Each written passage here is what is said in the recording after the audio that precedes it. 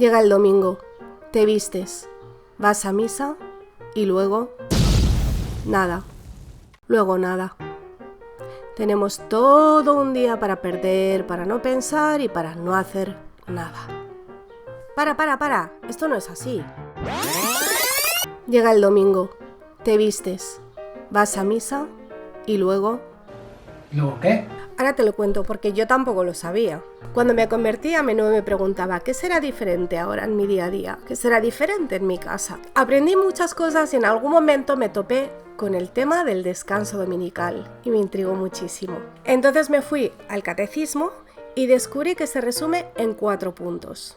Dar el culto debido a Dios, participar de la alegría propia del día, practicar obras de misericordia y dar el debido descanso al cuerpo y al espíritu.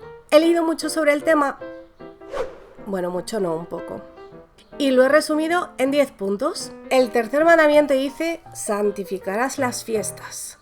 Y uno pregunta, ¿y eso qué significa? ¿Y cómo se hace? Bueno, pues la primera obligación que un católico tiene el domingo es ir a misa. La fiesta que tenemos cada semana es el domingo, que es el día que Cristo ha vencido a la muerte y conmemoramos su resurrección. ¿Cuál es nuestra primera obligación dominical?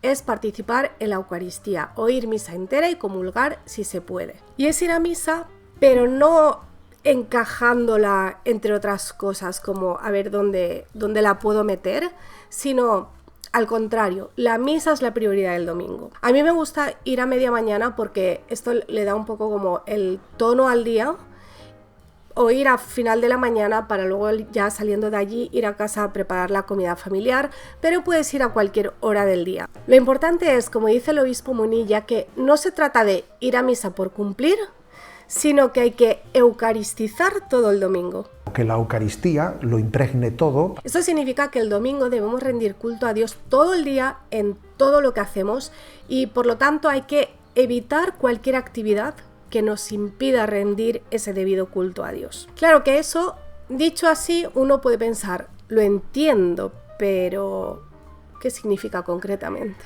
Y es que a veces es un poco difícil de discernir qué debemos hacer y qué debemos evitar o qué podemos y no podemos hacer.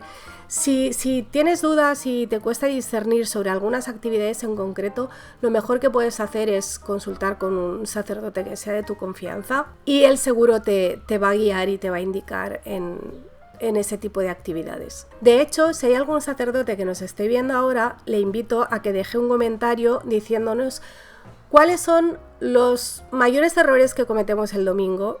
Seguramente porque no tenemos ni idea de que eso es algo que deberíamos estar evitando y de que deberíamos ocupar nuestro tiempo de otra manera.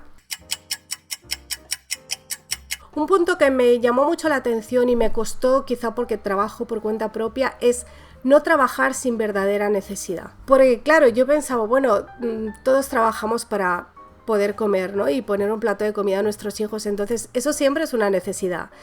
¿Qué significa no trabajar sin verdadera necesidad? Si eres empresario, pues debes valorar hasta qué punto está en tu mano o no está en tu mano dar libre a tus empleados el día del domingo, que a veces simplemente por el tipo del sector en el que estás no se puede, por ejemplo en sanidad o en muchos servicios, pues hay que estar el domingo y no pasa nada. Pero en algunos sectores sí es viable cerrar los domingos, aunque los demás no lo hagan.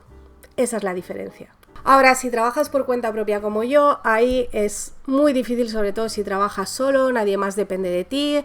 Es muy fácil querer, por un lado, querer aprovechar el tiempo y decir, bueno, pues el domingo es pues un día más, unas horas más que puedo dedicar al trabajo. O también, si tienes un trabajo, por ejemplo, que tiene un componente creativo, a mí me pasa a veces que de repente me viene la inspiración, es como, ay no, pues tengo que hacerlo ahora porque si no ya el lunes no me voy a acordar y entonces acabas trabajando todo el domingo. También hemos dicho al principio que hay que practicar obras de misericordia y es fácil no hacerlo porque, el domingo es mi día de descanso, no me pidas nada. Pero fijaos que el sábado, que era el día de descanso para los judíos, y otro tema sería por qué observamos el domingo y no el sábado, ese es un temazo también. Pero el sábado, que era el día de descanso para los judíos, entonces de pronto llega Jesús y empieza a hacer curaciones en sábado. ¿Pero cómo se atreve? Y es donde explica aquello de Sabbath was made for man, not man for the Sabbath. Y dice Juan Pablo II que esto lo hacía no para violar el día del Señor, sino para realizar su pleno significado. Porque no se trata de ser fariseo y seguir normas a ciegas, pero tampoco se trata de no hacer nada, ni siquiera aquello que es bueno y glorifica al Señor, porque hey, es mi día de descanso, estoy desconectando, no hago nada. También rezar es una cosa curiosa, como a veces conseguimos tener una rutina diaria de oración. Hay mucha gente que reza todos los días el Ángelus a las 12, reza el rosario en algún momento del día, hace sus oraciones de la noche, pero de pronto el domingo no, porque como ya he ido a misa ya he cumplido. Y el domingo es el día de romper con las rutinas. No. Por supuesto, no debemos dedicarnos tampoco a ningún tipo de diversión o entretenimiento que suponga una ofensa a Dios. Encontré una frase del padre Loring que me gustó mucho para expresar esto, que dice: la palabra domingo significa día del Señor, y muchos con sus pecados lo convierten en día de Satanás. Si Cristo Dios ha dicho 15 veces en el Evangelio que hay infierno eterno, hay infierno eterno. Qué fácil es. Y además explica no solo con diversiones que pueden hacerte daño a ti o a otros, sino también con aquellas que suponen una pérdida de tiempo, porque el tiempo también es del Señor y perderlo también es pecado. Pero claro, es tan fácil, y especialmente esto, pues el domingo no trabajas, tienes todo el día para ti, entonces qué fácil es perder el tiempo en redes sociales o viendo series en Netflix o leyendo novelas que no te aportan nada. Que no digo que no haya que leer novelas, digo que hay que seleccionar lo que se lee. Por lo mismo, porque el día de descanso a veces se entiende como el día de no hacer nada, a veces tampoco nos formamos, cuando precisamente es un día que podríamos aprovechar para eso, porque para un católico la formación también debería ser importante.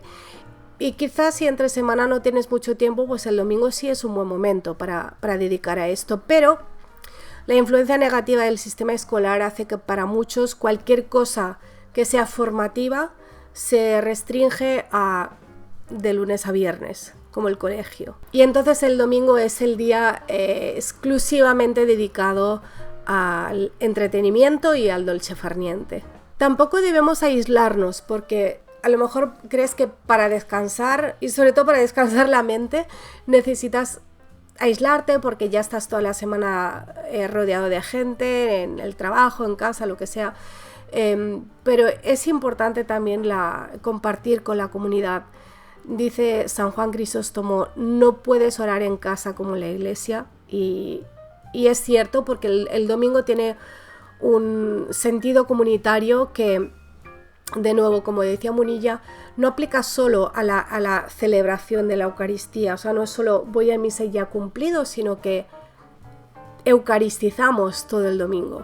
Vamos a pedirle a la RAE que incluya este verbo en su diccionario, porque es muy bueno. Eucaristizar todo el domingo. Y hemos hablado de obras de misericordia, pero quiero hacer una advertencia, y es que también hay que dedicar tiempo a la familia. A veces caemos en la trampa de querer hacer obras de misericordia solo con personas ajenas.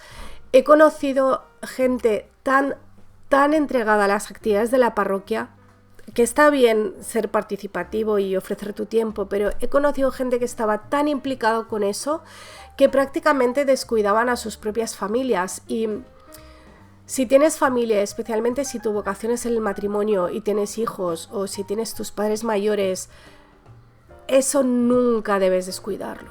Y vamos a terminar con el catecismo. La institución del Día del Señor contribuye a que todos disfruten del tiempo de descanso y de solaz suficiente que les permita cultivar su vida familiar, cultural, social y religiosa. Las 4 patas. Estos son los 4 aspectos que no debemos descuidar nunca en realidad, pero especialmente los domingos, cuando es fácil querer romper con todo lo que hacemos el resto de la semana, aislarnos, dejar de pensar y no hacer nada. ¿Y tú qué haces el domingo? Charlemos en comentarios.